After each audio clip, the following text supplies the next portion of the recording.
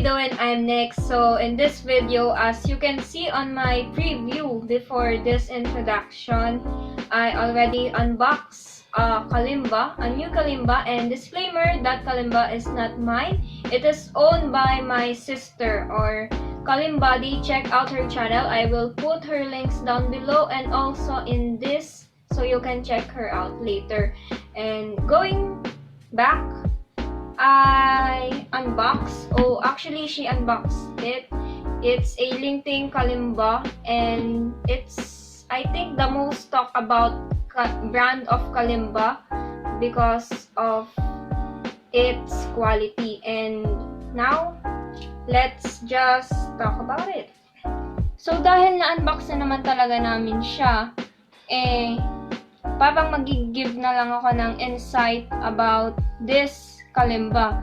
So, first of all, this Kalimba is different from our Kalimba before kasi this is 21 keys. Yung normal na Kalimba or yung typical Kalimba, it only has 17 keys. So, may additional 4 keys ang Kalimba na to.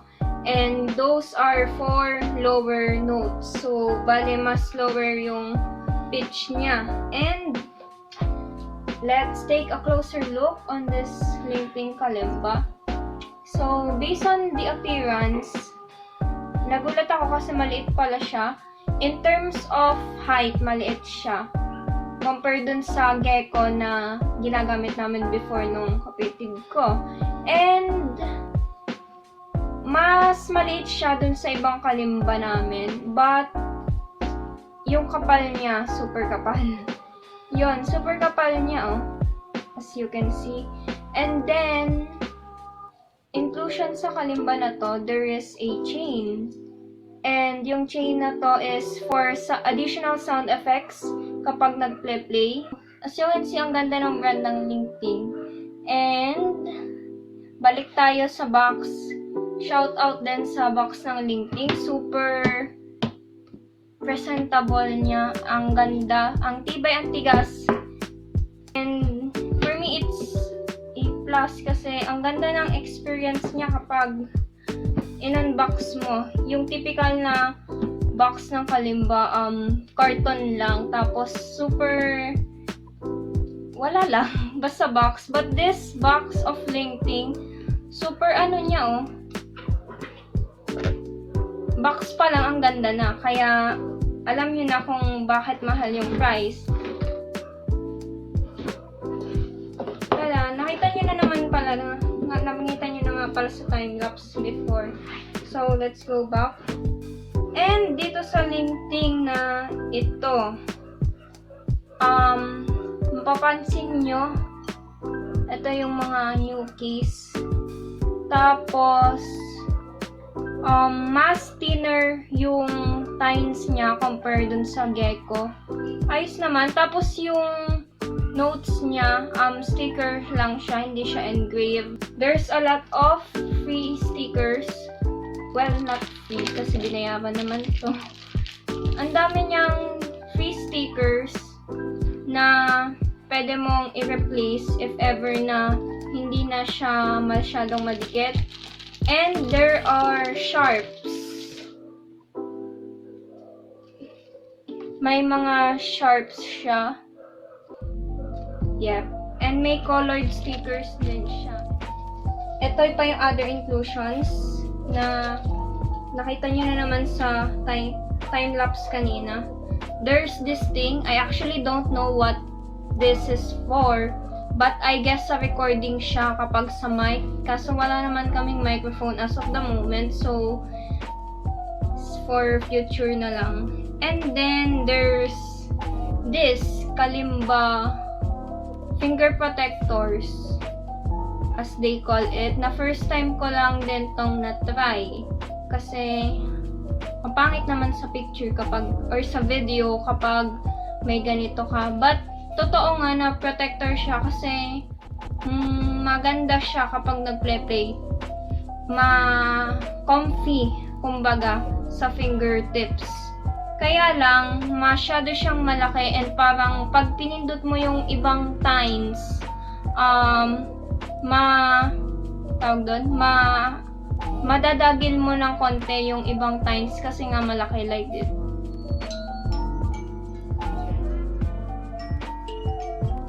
See, natadagil yung times kasi masyado siyang makapal.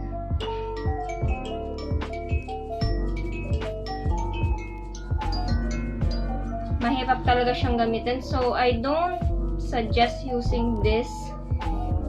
And then, there's a tassel din for accessory. Tapos, tuning hammer kapag nagtotono. Panglinis.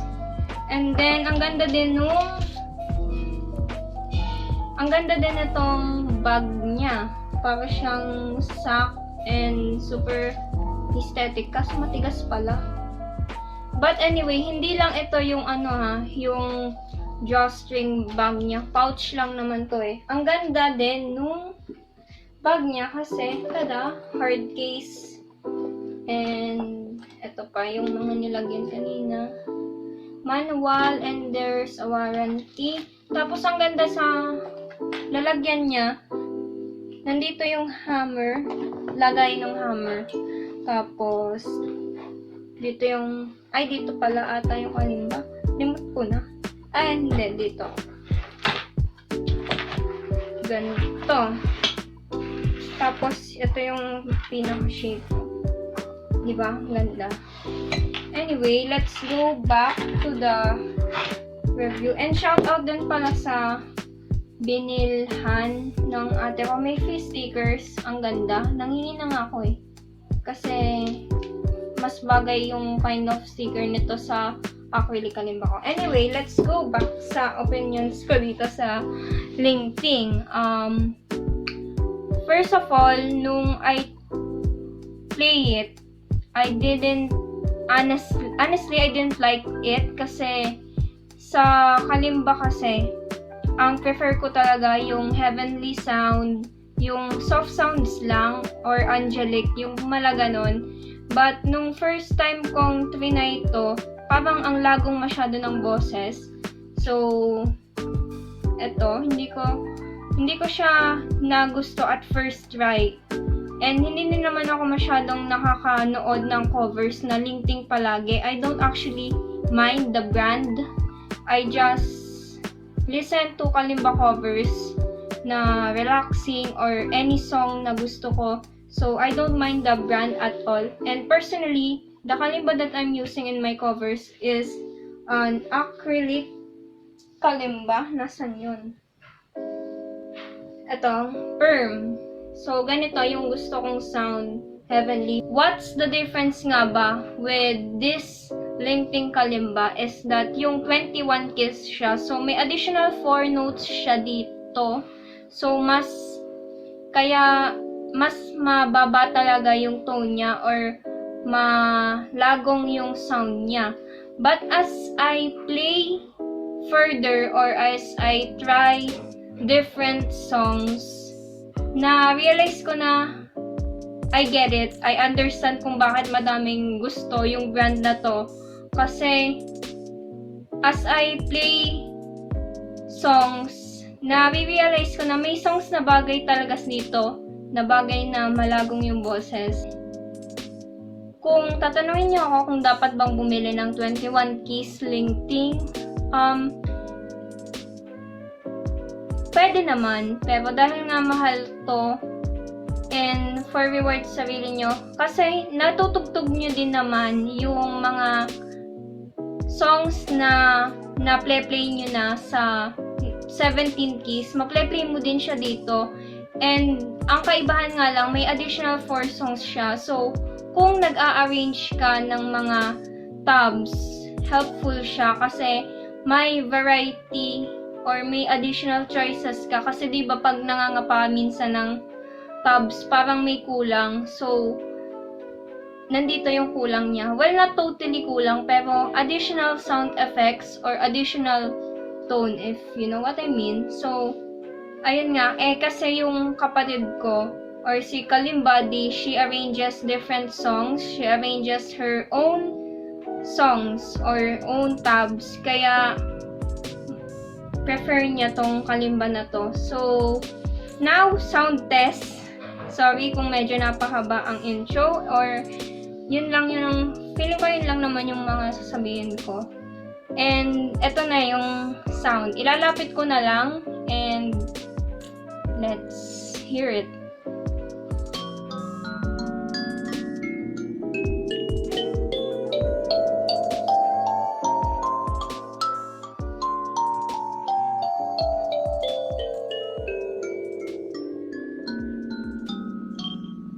See? Or hear?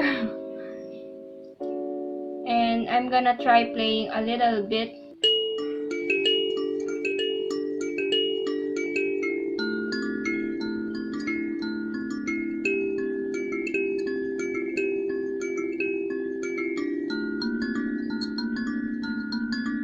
By the way, that's the theme song of Game of Thrones or yung pinaka-introduction. And yun yung feeling ko bumagay talaga sa sound ng LINGTING na ito. Kasi pati yung theme song ng Harry Potter, kaya lang hindi ko na siya sa ulo. Yung start pa lang niya, I can say na super appropriate nung song na yun sa Kalimba na to. And that's the advantage nga pala of having different types of Kalimba. Kasi there's a Kalimba for every song or there's an appropriate Kalimba for every song. And I swear, bumagay dito yung sa Harry Potter. Hindi ko nga lang ma-play kasi hindi ko na sa ulo. O diba? Hanggang doon lang yung sa ulo ko. Sabit pa yung Last Kiss. May bagay na song sa kanya and mas clear, super clear nung quality ng sound ng LINGTING. And I'm gonna try playing again. Sana hindi ako magkamali. Sorry kasi live to. Hindi to cover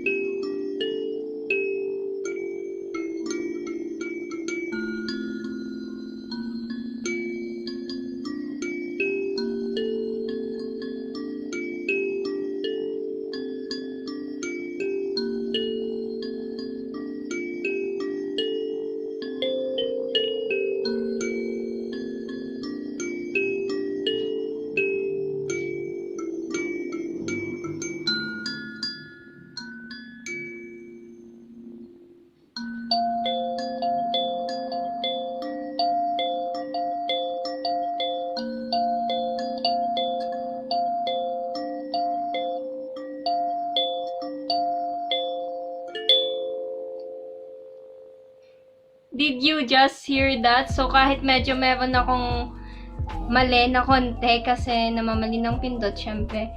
But, ang ganda ng sound niya sa song na yon. And buong buo, diba? Feeling, ang ganda sa boses, ang ganda sa pandinig. And, ayun, medyo hindi lang ako sanay kasi nga acrylic kalimba yung usually ginagamit ko. Pero, super, yes, I understand why this is the most talk about, brand of kalimba. And, I guess that's all that I'm going to say. Again, disclaimer, this is not mine. I just reviewed this kasi hindi naman humarap sa camera yung kapatid ko. But check out her channel. She creates tabs for free and baka may song request kayo sa. And don't forget to subscribe on mine too if you're new here. So, bye!